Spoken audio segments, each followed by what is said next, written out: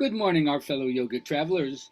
I'm mighty glad to be alive today, and I hope that you are too, as we continue to live, laugh, love, learn, linger, live the life we love. Thursday, a little story day that I picked up from Clarissa Pinkola Estes, the author of Women Who Run with the Wolves. It's about a rabbi who was incarcerated by his anti-Semitic enemies, and he got word out to his disciples, his students, come and you got to free me. But these students had been in a cloistered environment their whole life. They knew nothing of the world, but they wanted to get their rabbi out of jail. So they started to go from where their school was, their yeshiva, to where the jail was, but they had to go through a forest in order to get there. And on their way through the forest, their clothes and skin got torn by the briars and brambles and stuff, so that discouraged them and they went back. Well, the rabbi was very disappointed, so he sent a message again, come on, you got to get me out. Well, they went again, and this time they made it through the forest, but then when they got to the jail, they saw that the whole thing was surrounded by barbed wire, and that was enough to, make them fall back again. And again, the rabbi said, please, I can't believe you haven't gone far enough to get me up. Do it. And they went a third time, but then the third time there was a guard beyond the barbed wire. And then the fourth time, another guard. And then they basically just gave up. It sounds like a sad story, right? But what is the purport that they're trying to tell you? Well, for me, the rabbi represents the teacher within, but also the creative spirit, the part of us that's capable of producing. And yet, when it's locked up, it needs to be released. It's been imprisoned in some way, held back, obstructed from its flow. And the students represent the thought forms that give up so easily when any kind of difficulty or challenge arises. So you just let it go, as symbolized by the brambles in the forest or the barbed wire or the guards or whatever. So the idea is that we all have different ways of putting ourselves down, minimizing, playing small, and not allowing for the possibility of the enormous amount of human creativity that we have. You see how much destruction we have. We use our creativity to destroy things, but can we use our creativity to create life and beauty? So the idea is that all of us have a part of our creative nature locked up, not expressing itself fully, and a lot of things arise to prevent us from freeing it so it can unobstructedly flow into life. Now, it's not that we don't have any creativity. We do, but it's like a song here and there, a little bit of a dance, a little bit of a smile, but nothing that's going to equal the ability to produce like a waterfall on an ongoing basis, constantly fed from the source of supply.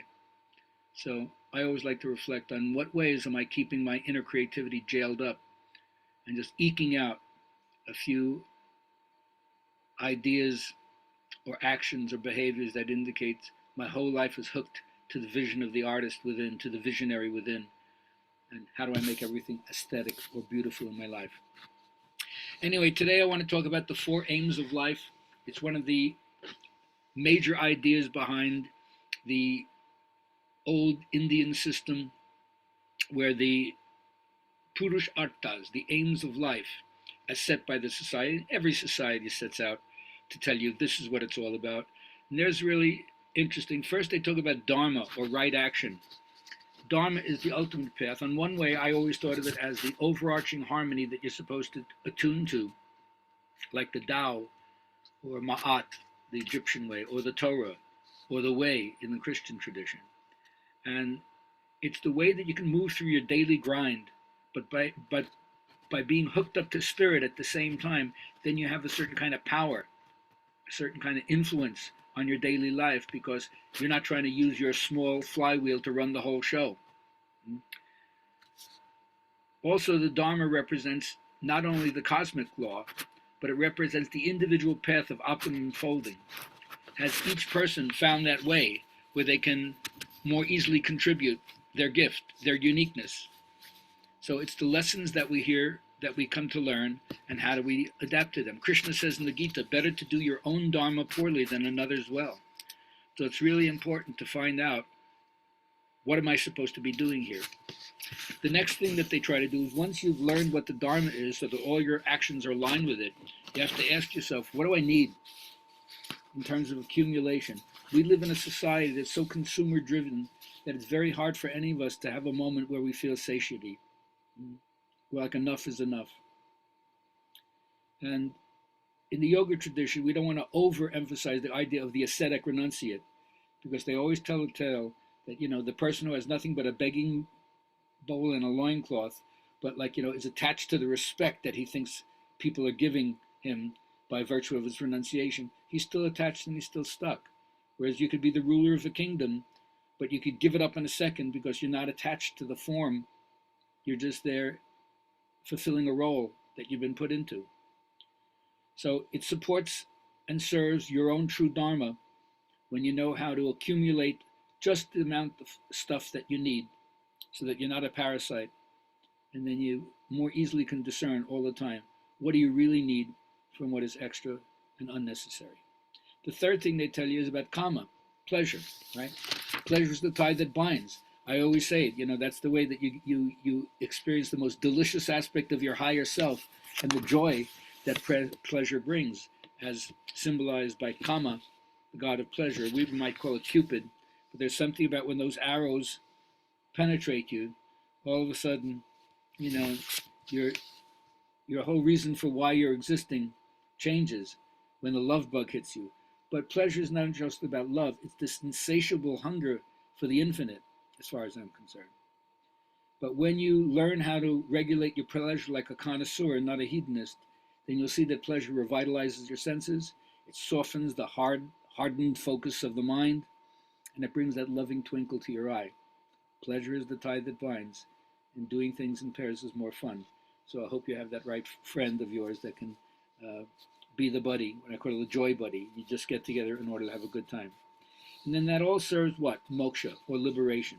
So after you find out what is the Dharma, what do I need, what do I want, then you ask, who am I? And moksha is the path to liberation. Everything serves you to understand how did the spirit become embodied. And if there's any kind of bondage as a result of being in form, is there a way to free yourself, to liberate yourself from the suffering that happens when you have a form that's in time and therefore it's going to pass? So being free in the midst of the cacophony of the world is what it's all about.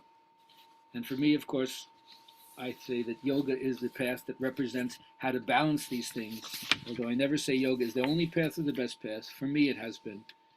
But I hope that you find your own way cross-culturally to find a comprehensive insight into what's going to work for you so that you can align yourself to your understanding of the laws of life, so you can accumulate what you need, but not your greed, that you can enjoy yourself to the max, because we're all accountable for the pleasures we're permitted to experience and don't take advantage of. And then ultimately, I hope it works for your freedom so you can find out how to sink yourself deep into the bosom of the Spirit. Seek ye these things first.